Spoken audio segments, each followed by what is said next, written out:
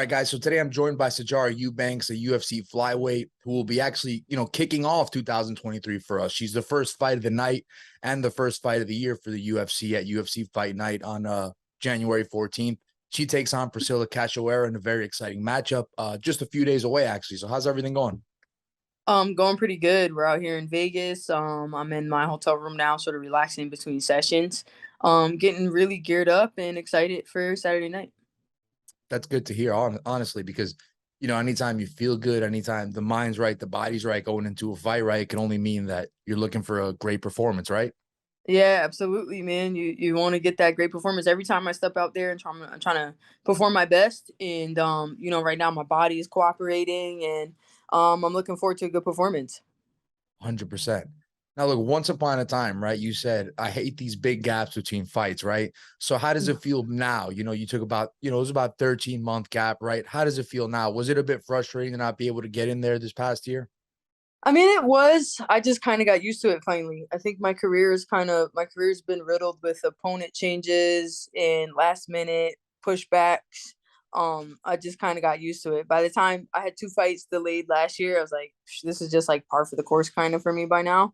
I actually went back and looked at my like the last 4 years in the UFC, and I think every one of my fights was changed at some point before getting to the fight date. So it's just kind of the more of a veteran I become and the more experience I have, I kind of understand that it's kind of par for the course. You got to roll with the punches, and there's pros and cons. I don't like taking really long breaks, but I was able to spend a lot of time with my family and able to rest my body. So there's a benefit to the break as well. Yeah, absolutely. And I'm glad to see that you were able to get something out of it. And speaking of a break, right? We obviously haven't been able to see you, but how have you been improving as a mixed martial artist? How has the year of 2022 been for you in terms of just improving as a fighter? I've been improving everywhere. I'm always trying to improve. I love the ground, and that's been my bread and butter. And so even though that's kind of what I would say I excel most at, I spent a lot more time working on my ground game just because like it's where I like to be. So why not continue to like file that knife and keep it sharp? And also, of course, working everything else: clinch, wall, boxing, Muay Thai. And I'm also working with Caitlin Chukagian and a bunch of other fighters here, amateurs and professionals here in Jersey. So I was able to be on the floor and help other fighters. I went lefty for full camp for a while, so I got to try that, put that in my toolbox. So I've been able to grow all year, even though you guys haven't seen me. There's been exponential growth in the last couple of months. For sure. And I want to get into, some of what we might be able to see in the octagon, right, on January 14th, just a few days from now. But I want to ask, because it is fight week, right? We are a few days away. How has the weight cut been? Has it been smoother sailing this time compared to, the last time out? 25 is always going to be a good cut for me. That's just what it is. A lot of people cut. I ain't the first person to cut. I ain't the first person to cut a lot. So it's been going the same way it goes every time. You're cutting weight. When you cut as much weight as we do in professional mixed martial arts, you got to make sure that everything's tight, you're eating clean, everything lines up mathematically.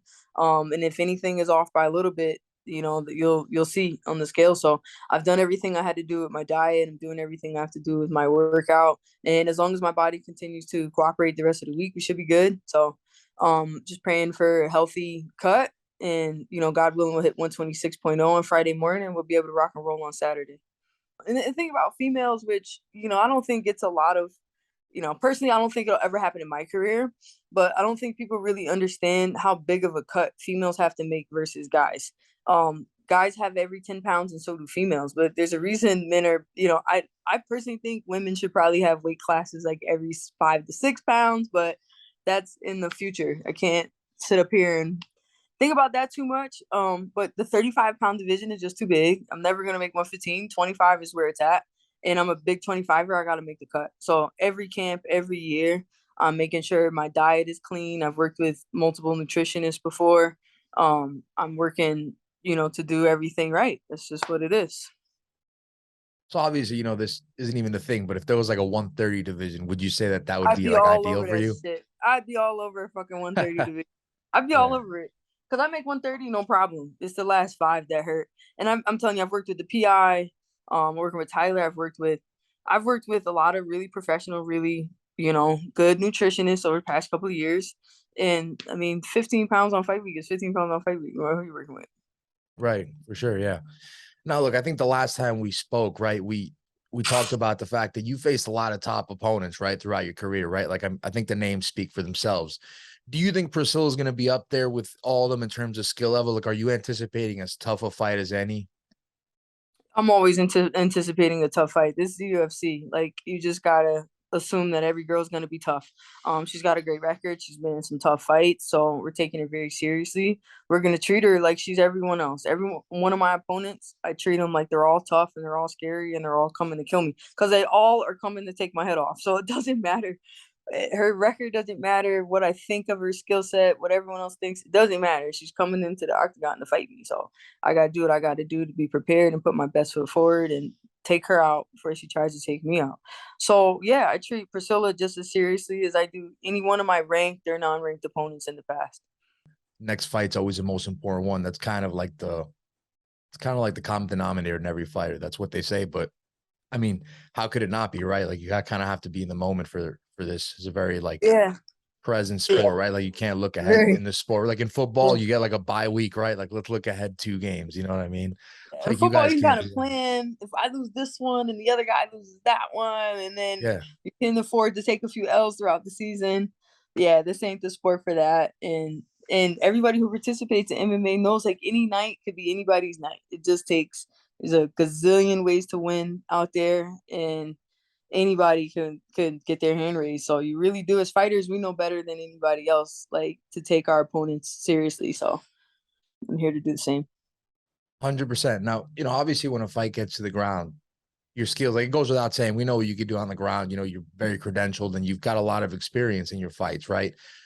On the ground, we've seen her in some pretty compromised situations at times, right? So I'm assuming that you're looking at her and saying, I could pretty much impose my game plan on her if everything goes correctly. I should be able to pull this one out based on the matchup, perhaps. Is that how you look at it?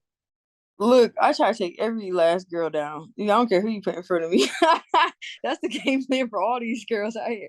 I'm gonna always try to put my hands on them. And if it stay on the feet, it stay on the feet. Like my ground game is very credentialed, and a lot of people know where it's trying to go. But I don't think I get enough credit for my stand up, if I'm honest.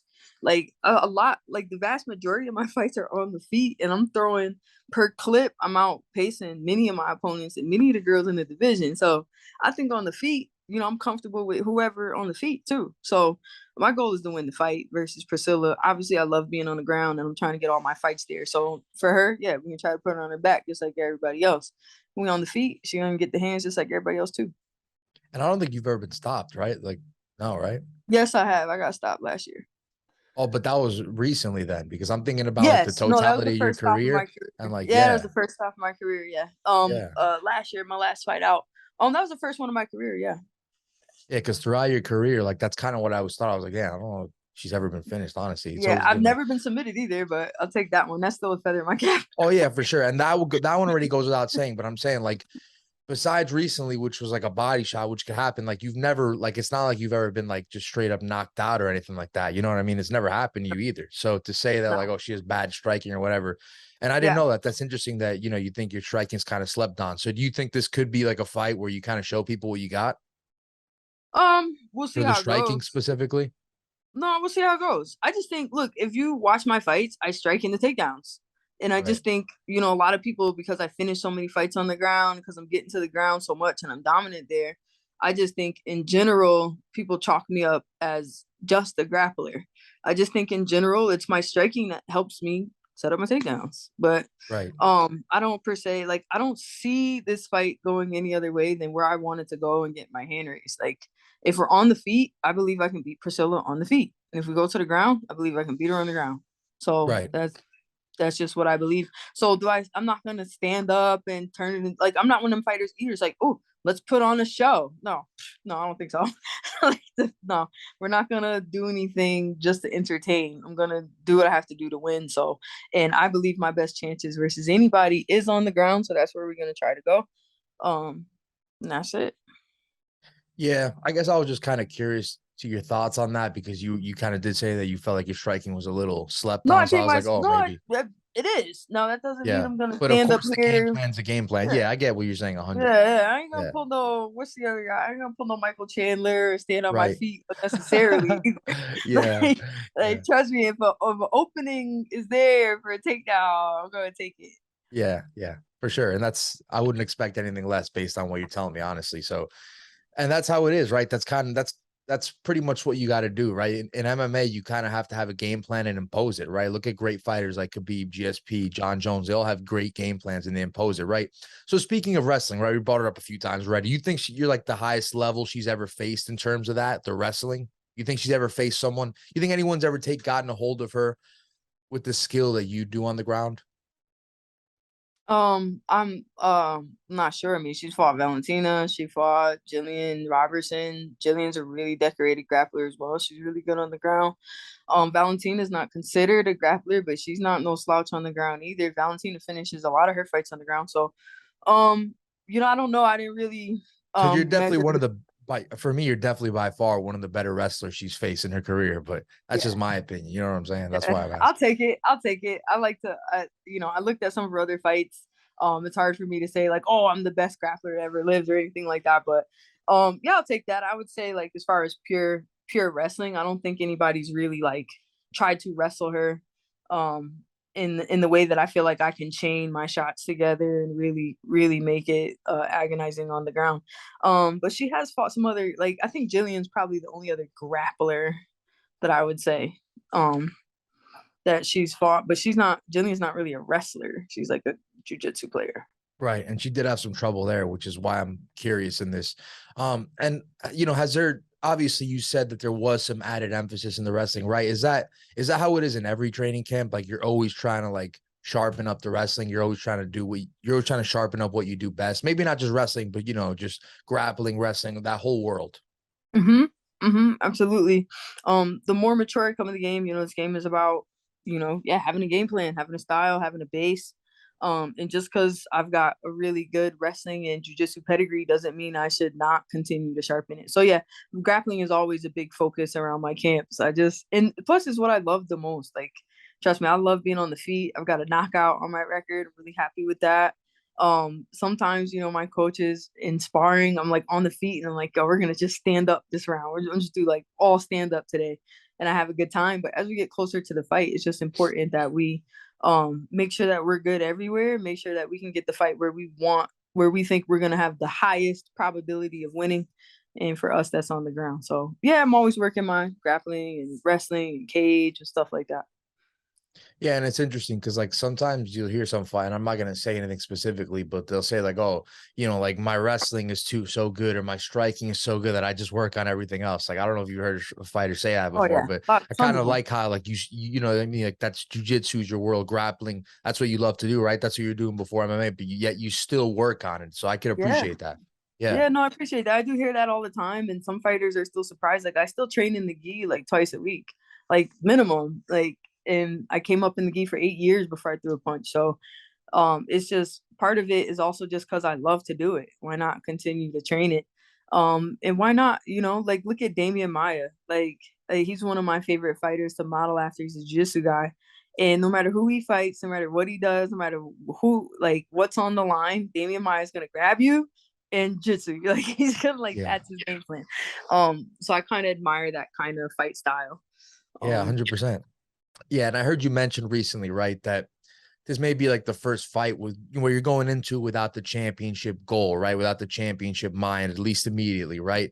So, I'm curious, was there like ever a moment in the past year where you realized where you were now? I don't know if it was like a one specific moment, but over the course of the Okay. year, yeah, like I took some time. It wasn't a talk with the UFC, it was all a personal decision and with me and my family. But just sort of different factors about what I was passionate about. A lot of things have changed in my personal life as far as what drives me. A lot of things have changed as far as like my maturity. I've been doing martial arts and traveling the world and being away from my family since, I was 22 years old. I'm going to be 38 in April, and I'm just starting to recognize what my life will look like after fighting. And I just enjoy my family and enjoy spending time with them and bonding with my daughter and bonding with all of those people, that those things have become more important to me than the belt. That the belt was my number one motivator for like 7-8 years straight. And it is kind of a challenging process to find something new to motivate you. And I'm just, I'm also looking at it like realistically, as far as where I'm at in the ranking, as far as how many fights it'll take to get back up into the ranking, how many wins will it take to get back up. This UFC moves fast. You get you a couple of finishes and you can find yourself in a title shot. But for me, I just don't know if I have the desire to fight for another 5 years. I just don't think I have the desire. And this is the kind of game that you kind of gotta like it. If you're gonna, you better be passionate about it, because this isn't easy work.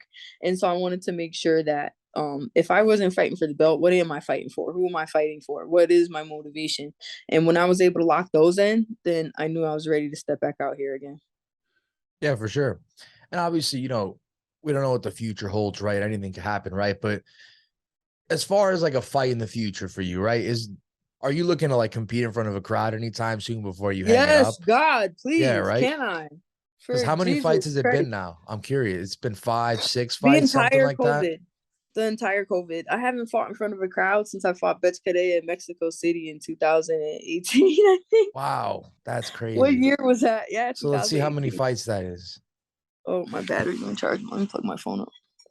1, 2, 3, 4, I 5, fought Sarah 6 Morris, fights. 6 Julia fights. Alvea, Yeah. all COVID. Sarah Okay. Morris, Julia Alvea, Ketlin Vieira, Penny Kianze, Yeah. Elise Reed, Melissa Yeah. Gatto. Closing. That's There's a crazy. couple of COVID, so I kind of let it go. But Yeah. I Yeah. I mean, hope I guess COVID doesn't really count, but I'm sure you the want to fight first now for sure. yeah, Yeah. In front of the fans. first three, I was like, okay, it's COVID. But like the last two, I'm like, come on, guys, get me out of here. So that's really like, that's really what I hope for after this one. Like, please get me out the Apex. I love you guys. Thank you. But I would love to fight in front of a crowd again. Yeah. And I mean, let's say I asked you right after the pandemic ended, right? If I asked you, would the UFC still be doing shows in the Apex in 2023? Would you say yes or no? My answer would be, which what it was, is they're going to do whatever makes them the most money. And clearly being in the Apex makes them more money. So they're going to stay in the Which is Apex. weird because you would think that a gate would make more sense, right? Like a lot, but I guess they're comfortable A there. gate. So now they have the perfect in between, because they can do live gates throughout the year and still do their Sure. pay-per-views and still do live gates. And then all of their in between fights, like they're doing now, they can run one off every weekend just in the Apex. And they do have seats in the Apex that they charge $1,500, $2,500 for. So they still get a gate on these Yeah. private cards. So, and then they get to save on the cost of finding the venue to rent out. They get to save on the cost of packing up all their equipment in their cages and traveling somewhere and putting it back up. They can save on, most of their staff lives in Las Vegas, so they save a ton on airfare. No, I assume that this Apex is somehow working out nicely on the books, or else they wouldn't continue to do it. Sure. Right. If it doesn't make dollars, it don't make sense. It don't Right. make So sense, baby. that's So right. this Apex is making somebody some dollars, so they're gonna keep us Yeah. here as long as they can. This is even a weird question to ask, because I never thought in a million years I'd be asking you this, let's say 5 years ago, but like you're almost used to fighting without a crowd now, right? More than with a crowd. Like, isn't that Mm-hmm. right? Like, how weird Mm-hmm. is that? It's weird, man. It's weird. I've cornered other fighters with a Sure. crowd and been like, God damn, kind of jealous a little bit. Yeah. Yeah. Like, oh, this is nice. Yeah. But I'm used to it. As you start to roll with the punches after a while. I asked for a couple of public cards over the last 2022. I asked for a couple of more open cards, but it just didn't work out that way. For sure. So listen, obviously it's fight week. Do you have any traditions, fight week, anything you like to do specifically? No, I'm not too much into the superstitions. Not too much. I found a lucky penny this week, so that was cool. But I don't really do I don't really do like the same thing. I don't really have any like routines. The only thing that I would say is a routine is I always rehydrate with Thai food. But even Okay. then it's not even the same restaurant. What's the So choice of Thai food? Like chicken? Pad See Ew, Pad see you. Gotcha. Some satay chicken, and always finish it off with a mango sticky rice. Perfect That's my meal for the favorite fight, huh? rehydration meal. Yeah, that's my favorite rehydration meal. What about like on, let's say, you're done training or something. Is there anything you like to do that gets your mind off? Like any game you like to play, any shows you like to watch? There's got to be something that when the switch turns off, something, Yeah, right? yeah, I Does it love spend time? It could be spend time with the family. yeah, no, me and my girl, we've been together like going on 2 years. We love spending time together. We're like we love going to the spa. It's one of our favorite things. We go to like the Korean bath spa. We'll hang out, spending time with my sister. She's training. I have a younger sister who's training Muay Thai now. So me and her spend a lot of time together in my downtime. And I do watch TV. I've been watching Yellowstone, House of Dragon. I watch TV. Have a good time, relaxing. What's a Yellowstone series about? I'm kind of interested. I've heard that. What is that about? I don't want, I'm not asking you to give me like a full summary, but like, what is it? What kind of theme is it? Bro, it's like I guess the best way to call it would be like modern cowboy. So it's about Okay. this ranch family. It's about this cattle ranching family in Montana, and basically they're like this huge like loaded ranch. But it's like yeah, like modern day cowboys. Like they fight over the cattle. Like there's one scene where they like almost shoot each other over like what side of the river these cattle are on. Like, and it's just how it's focused in the state of Montana. So there's a lot of like there's murder and there's like horses and there's like cattle driving and all kinds of fun stuff. It's a really good show. A lot of people have talked about it. I've enjoyed it. And this season is like season 6. The first 4 seasons are like I could watch those over and over again. Those are A+. Yeah, for sure. Well, I definitely like shows that have like 5, 6 seasons that you could binge. So that's good. Yeah. Might have to No, I watch highly that. recommend. Highly Yeah. recommend. Sure. Thanks for the recommendation. I'll have to take that into account.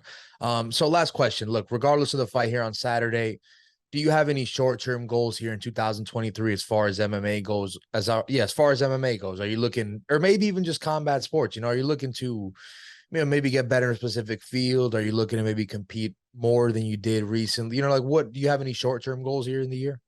Yeah, actually, I want to compete in jujitsu again. I've been trying to get back on the combat jujitsu circuit, or not combat, not the slap jujitsu. Although I probably would do that. That sounds fun. But I haven't competed in jujitsu since like 2000 and bro, like 14 or something like that. And so, I've recently had the itch to like. I see all the UFC fighters get Been a invited to while. like Yeah. yeah, UFC fighters get invited to like these like Fury grappling stuff, and so Hey, my goal is surely to you've do been it. invited, right? I mean, you're pretty credentialed. No, Come on. no, I have not been What's going invited. on with I have that? not. I have not, man. I have no idea, bro. But if you know anybody, tell them Sarge is offended. No, I haven't Yeah. been invited, but I was gonna reach out more after this fight and start reaching out to some of these promotions and be like, hey, let me dust off my jujitsu gi, man. And I would love to do some, especially because they're less impactful on the body. You don't have to cut. And I would Yeah. just love to compete in something other than a fist fight for once in like a decade. So that would be cool. For sure. And let's say even beyond MMA, let's say in some years, maybe a year, 2, 3, 4, whatever the case may be, you're done with MMA. Would you consider still competing in like jujitsu even after MMA? Yeah, Because again, yeah. you said it's not really much. For sure. I'll probably compete in jujitsu. For sure. When I'm done with MMA, I'll go back to competing jujitsu. They Because got I a think that 30 would and be over fun to division. watch, honestly. Hell yeah. I would love to compete in jujitsu after my MMA career is done. I would love to. And I got a few more titles in jujitsu that I didn't finish getting before I went over to MMA. So I might go back for those. Sounds good. Yeah. I mean, if that was ever the case, we'd be looking forward to that. So listen, Awesome. Sijara, it's been awesome. Thank you so much for joining us, for giving us the time. It is fight week. I'm sure you have a lot to do, so we're going to leave you to it. Good luck Saturday. And, we're looking forward to it.